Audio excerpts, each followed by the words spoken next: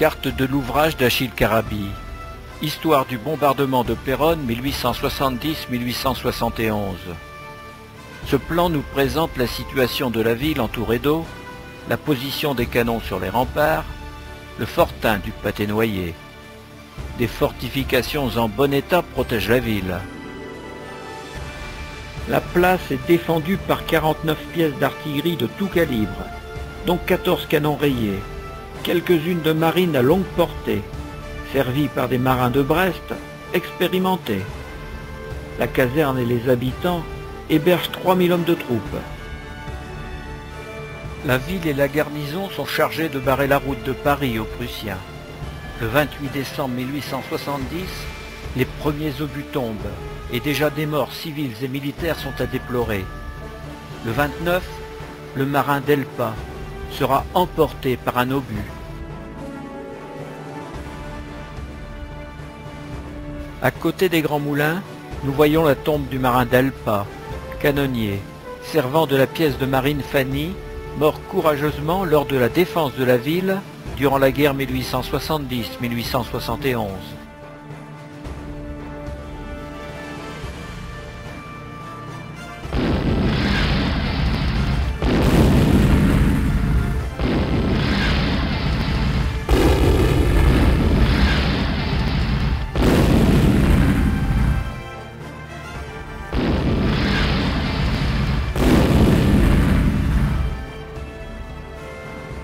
Jean Delpa, né le 15 avril 1849 à Lugan dans le Tarn, était engagé dans la 5e compagnie du bataillon de Brest. Il est tué par un obus tiré des hauteurs de la Maisonnette le 29 décembre 1870. Son corps est enterré sur place, près des Grands Moulins. Une vénération toute particulière pour le marin Delpa a été très tôt entretenue par les Péronnais. Témoins, le personnage à gauche et les deux enfants assis à droite. Pourquoi cette vénération? Pourquoi tant d'honneur pour ce marin? Ce n'est pas le premier mort de la guerre. Hélas, ce ne sera pas le dernier. Enfin, il fallait trouver un héros pour rappeler le sacrifice des victimes civiles et militaires des 13 jours tragiques du siège et des bombardements prussiens. Selon Gustave Ramon, l'invasion en Picardie, siège de Péronne, 6 à 8 000 obus furent lancés sur la ville les 28 et 29 décembre 1870. Alfred Ray nous laissera se souvenir de la tombe du marin.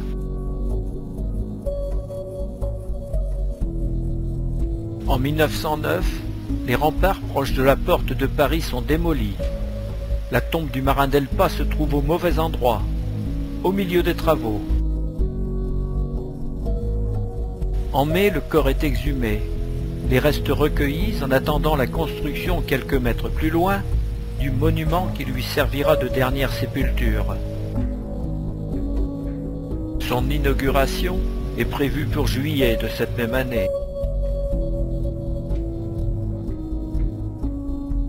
À la recherche d'événements patriotiques forts, l'inauguration du monument à la mémoire du marin Delpa le 18 juillet 1909 est l'occasion d'une cérémonie fastueuse où civils et militaires se rassemblent dans un élan patriotique impressionnant.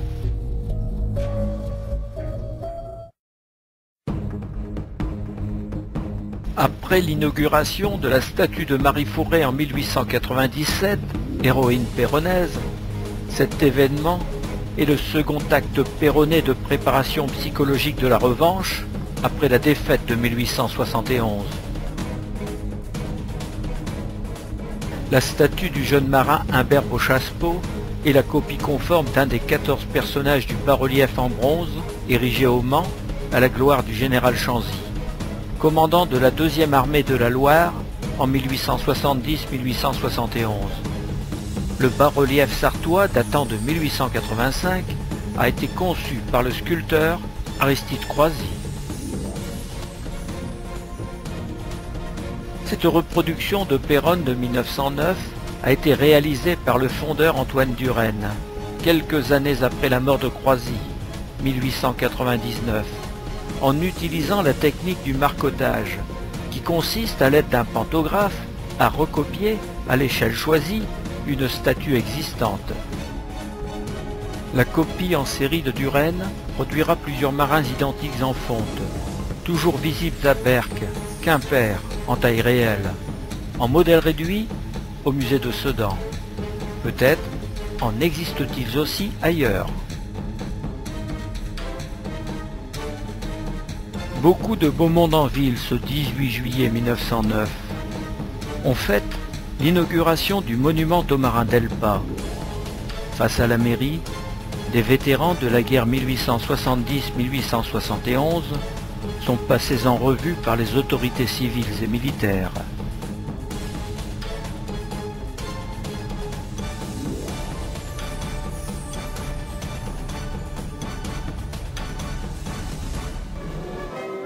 En cortège, accompagné par la musique, tout ce beau monde se rendra auprès du monument, où des discours patriotiques enflammés entrecoupés de sonneries seront prononcés.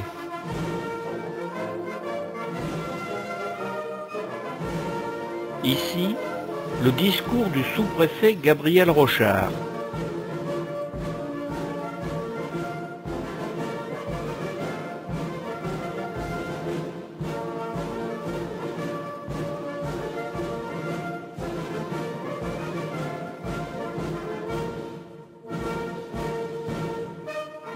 Le monument suscite beaucoup d'émotions. Cela va-t-il perdurer? À droite, une jeune fille tenant un chapeau. Maintenant à gauche, sur la photo.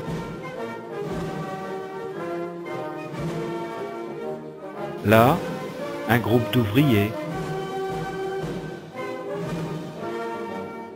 Ici, un grand-père et son petit-fils.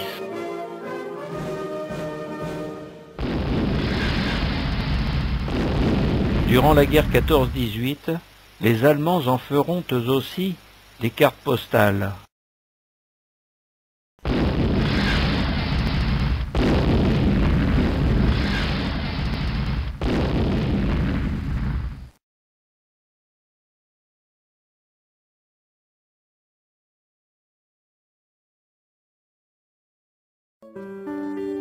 Dégradée pendant l'occupation allemande, la statue en bronze volée, le monument du marin d'Elpa sera restauré en 1933. Le marin, maintenant en pierre, est l'œuvre du célèbre sculpteur amiénois Albert Rose, qui réalisa, entre autres à Amiens, le monument de la tombe de Jules Verne. Soit, la statue élevée en 1909 à la mémoire du marin d'Elpa a été volée pendant la guerre. Mais pourquoi n'a-t-elle pas été réinstallée à l'identique, en bronze? Trop cher peut-être, ou présage annonciateur. En tout cas, les modèles ne manquent pas.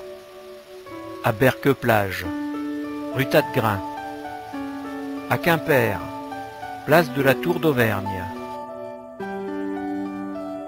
Et puis aussi au Mans, où il se trouve toujours. Notre jeune marin Humbert Beauchaspeau est encore l'un des 14 personnages du bas-relief conçu en 1885 à la gloire du général Chanzy. Très honoré avant la Première Guerre, le culte du marin s'étiole, pour ne devenir qu'un lointain souvenir. La caserne disparue, trop loin du centre-ville, beaucoup trop loin du monument aux morts, il sera oublié des solennités.